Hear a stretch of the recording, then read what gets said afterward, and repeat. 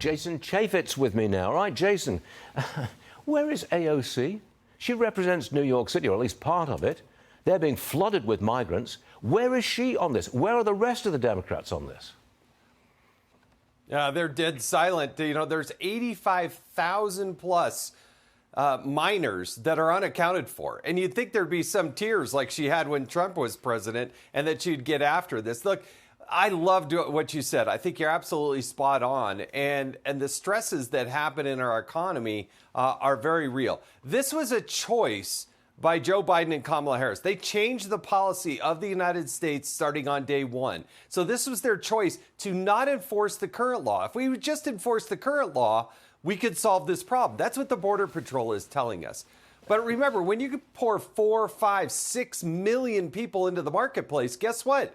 They have to have housing and food, and they want the shelter, and they need medical services.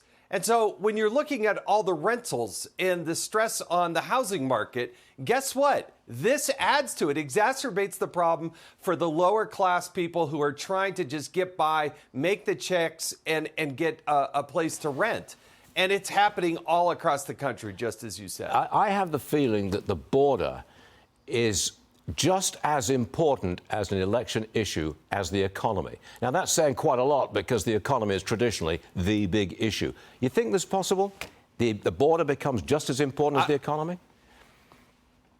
I think it does. I think it absolutely does. And I see it going hand in glove because it puts these big cities, they're yelling and screaming now. You got Mayor Adams, the mayor of Chicago, and saying, look, this is going to cost us billions and billions of dollars. And unlike the federal government, they can't just print that money. So it's going to put a stress on all of the other services. So when you live in one of those big cities and you don't have the police, and you don't have the social services, and you don't have those other things, guess what? You can blame Biden and Harris because they're the ones that made this decision. And those mayors, like Mayor Adams on the screen right now, they have not denounced these sanctuary city policies in this sanctuary state. That's why these migrants continue to flood into these places. Donald Trump's legal team could file challenges against Colorado and Maine as soon as today.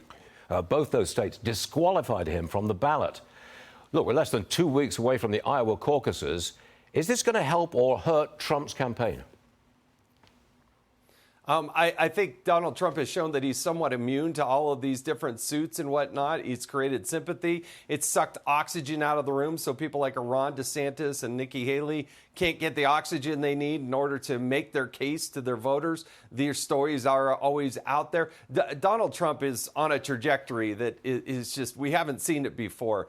But that lawsuit needs to get in place sooner rather than later so that the court can consider it and put it on its calendar. We don't have much time to waste. It should have happened probably last week. Amazing, isn't it? It's less than 2 weeks to the Iowa caucuses, and here we go again, the presidential campaign. Jason, good stuff. Thanks for joining us.